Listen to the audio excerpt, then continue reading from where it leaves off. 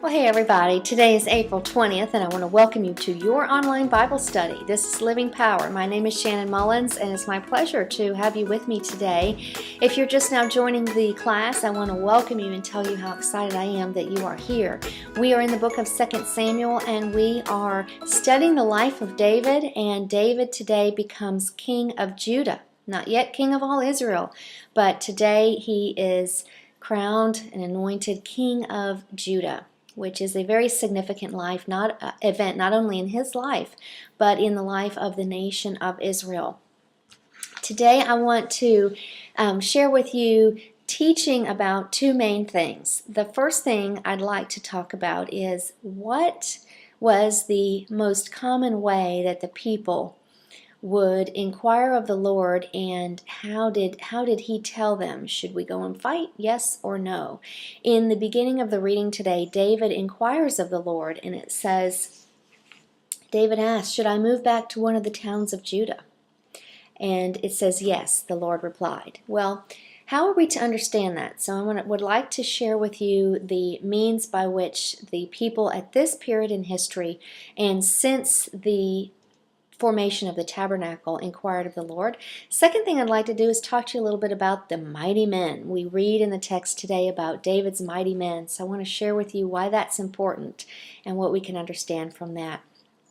So in order to understand how David inquired of the Lord, we have to understand back in the book of the law, God had given Moses instructions to build the tabernacle, and he gave very elaborate instructions for the priestly garments, and he gave instructions for the ephod, which would be the breastplate that the priests wore. Inside the ephod were two things which we've not yet talked about: Urim, U-R-I-M, and Thummim, T-H-U-M-M-I-M.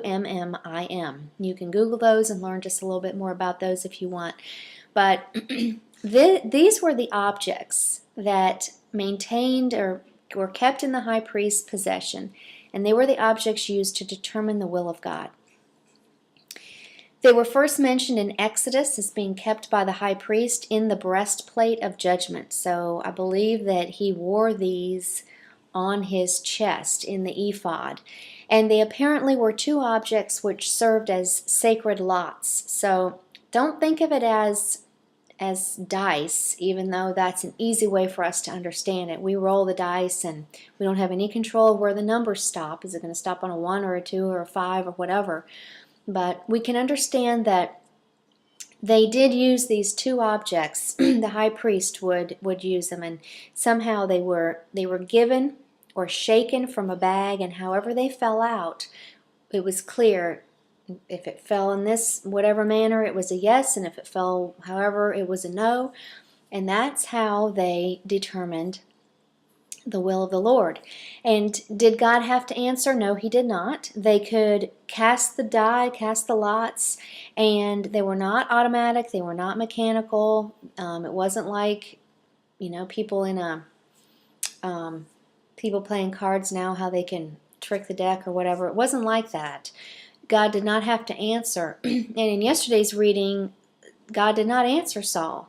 And so sometimes you would get a yes, sometimes you would get a no, and sometimes you wouldn't get an answer at all. It was a faithful and true method that God had ordained himself to inquire of the Lord and figure out the will of the Lord. Now, we don't use this method today because in the church age we have the power of the Holy Spirit, and we have God living in us, which is a more preferred, a higher method that we can inquire. We have direct access today through the death of Jesus Christ, that we can approach the throne in prayer, and we can inquire of the Lord, and the Holy Spirit will speak to us individually and directly.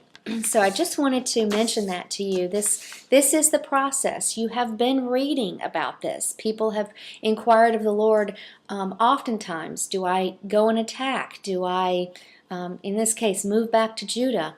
And this was the way that they did it up until this period. There is going to be some point in our reading where this will stop, and we will not see this again. So we'll have to look for that and see when in the history of Israel did this process of inquiring of the Lord in this way actually cease. Okay, we begin 2 Samuel today. David is no longer a fugitive. David becomes king of Judah. He's 30 years old, and he is king of Judah for 7.5 years. So he's got a little bit of a wait before he becomes king of all Israel. But I'll let you in on a little secret, and it does happen in 7.5 years from now. Saul's son is king in the upper portion. You look on your map, in the upper portion of Israel, and he is king for 2 years. He ends up getting assassinated later. But David makes Hebron his capital, which is where God told him to go. David at this point has 6 wives and 7 sons. Bathsheba has not yet entered into the picture. Now let's talk a little bit about David's mighty men. I don't know if you ever watch Merlin. It's a show that we watch on the Sci-Fi Channel. And I love it because it talks about, it's an English program. It's extremely good. And it talks about the plights of King Arthur. So if any of you are watching from that program, I want you to know it's a great show. You guys are doing awesome. King Arthur and the Knights of the Round Table. Remember how loyal the knights were. We're going to circle back to that. So keep that in mind. Remember the book that story I'm sure that you heard as a child, the Knights of the Round Table, and how loyal they were to King Arthur. Well, with that in mind, let's look at David's mighty men. We see that there was a hierarchy to how he had established his army. There were 3, and notice the 3 is capital T. So there was a band of 3 among 30. And there's 30 is a capital T also. So we can understand this as a proper name. In my research, I learned that 30 is a technical term for a small military contingent known in Hebrew. The 30 probably at some point had 30 men, but did you notice in the reading today there were more than 30 in the 30? There were 37 men in all. So I did some digging, and I thought, well, why is that? Why are there 37 men in the group called the 30? Well, it's supposed that some died, and then others would have been added, but you wonder maybe why didn't they take the name off the roll? They didn't. They ended up with 37 in the 30. It's an honor roll for sure. You know how they post, remember in school how they would post the honor roll, at least when I was going to school, post honor roll in college and post the grades outside the door, and you'd go look and who's on the honor roll. And this is an honor roll for sure. Nothing else is known of their exploits, so we can know that these were strong, powerful, fearless warriors, and they were very talented, and they were on David's army.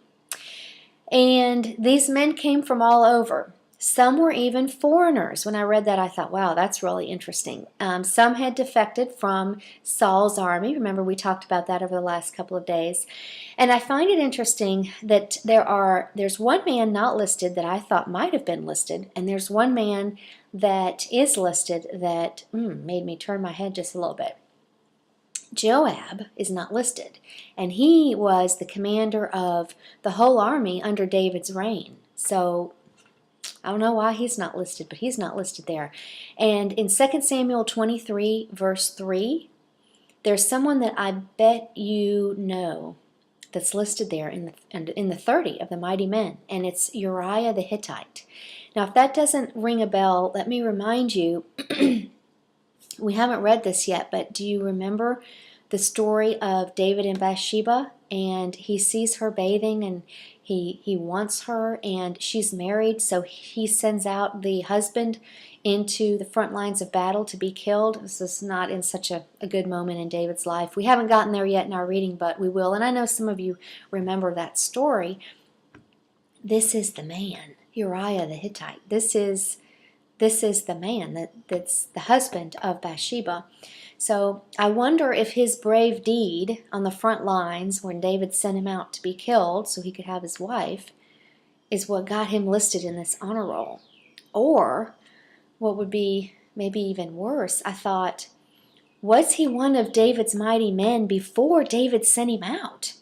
into the battlefield. Ooh, that kind of makes the deed even more sinister, doesn't it? So it's just something to think about. He is listed in 1 Chronicles 11, verse 20 to 27. That's the same list. It's a duplicate list. It's in 2 Samuel and it's in 1 Chronicles, but there's 16 more names listed after him in 1 Chronicles. And we can understand that to mean 1 Chronicles was written later, so they were just added after 2 Samuel was written. That could be why it's listed that way.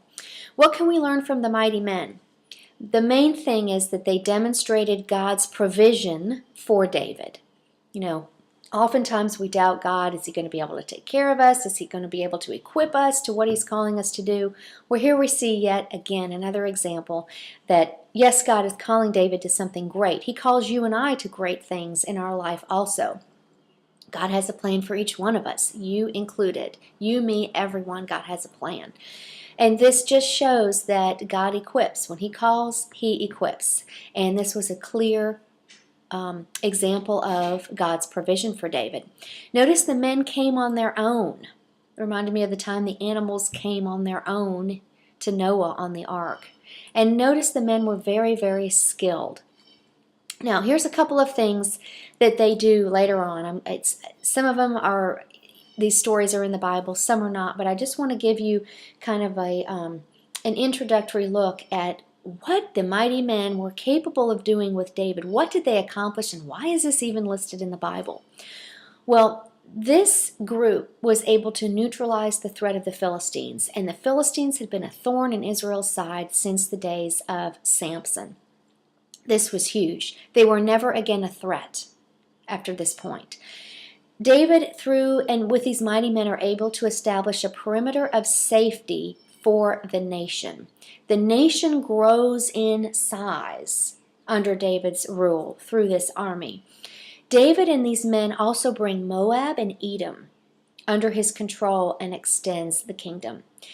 He was able to conquer the people along the borders of Israel and made them vassal states and had to pay tribute to him. And so in doing that, not only is he creating this border of protection, but he's creating an income source. And they end up paying tribute to the nation of Israel. This does two things. It allows the nation of Israel to become very prosperous during David's rule and Solomon's rule, who is David's son that's not yet born. But it also allows them, the Israelites, access to precious iron ore that they are able to use to build the temple and that they needed as resources. So this is just very, very important. Here's the most important thing. Do you remember God made a promise to Abraham that he was going to give him this land? And he defined what this land was in Genesis 15, verse 18. Up until this point, the Israelites had not yet conquered all of the land. Go back and look in Genesis and see. It's a huge territory. David and his mighty men conquered all of the land that God listed to Abraham. This was huge. So in the time that the Israelites crossed the Jordan River and first went into the land, they captured a little bit, but not all of it. In the time of the Judges, a little bit, but not all of it. Here it is with David and his mighty men that the prophecy is fulfilled, that they conquer all of the land that God had promised to their forefather, Abraham. And that's just amazing. We haven't read about it yet, but I'm just letting you know it is coming. Now, back to the part about King Arthur and the loyalty of the Knights of the Round Table. I just mentioned that because it's a story I think you're probably familiar with and can relate to as we read about the loyalty of these mighty men to David. In the story today, David makes an offhand remark, "Oh, I'd love to have some water from that well back in Bethlehem." Remember, this is the Bethlehem where Jesus was born. That's first of all, so you know that. This is where David was from. And he just makes this offhand remark, probably not even thinking that he was going to have this water anytime soon. Well, guess what? Some of his men heard him say that. And they risked their life going into enemy lines to get this water and to come out and bring it to David. When they bring it to David, he can't believe it. Now, he doesn't drink it, but don't let that communicate to you that he didn't appreciate it. No, no, no. The reason he poured it out as an offering to the Lord was because he valued their loyalty and their action and their love for him so incredibly much. You know, in the last episode in the Merlin series, the knights are they're exiled, and the knights are expressing their loyalty to King Arthur. King Arthur is a little bit unsure. How is he going to get the kingdom back? And one of the knights, and then later two more, say the same thing to him. I would go to the mouth of hell and back for you. And I believe these mighty men would say the same thing to David. They risked their life. They came back. They brought him something that just because David said they wanted to give him. And I believe that it was because David appreciated and valued their loyalty so much that he wanted to do the best thing that he could with this water. He could have chosen to drink it, but a better option would be to give it to the Lord. That would be a higher thing to do, to pour it out before the Lord. Reminds me of the time that Mary came and poured out a year's worth of perfume, a year's salary. That was what the value of that perfume was that she poured over Jesus' feet. And other people mocked her, remember, and said, oh, what a waste. But it was her free will offering to the Lord, just like David poured the water out as a free will offering to the Lord. He loved his men and he loved his God. Now here's the application for today. The world needs Christians whose loyalty to Jesus is like the loyalty of David's men. So how about your loyalty? Would you go inside enemy lines and back for the love of your Lord? How far does your loyalty go? Just something to think about today. Well, thank you so much for being with me. It's been my pleasure to be with you. Blessings and shalom to you, my friends. Until next time.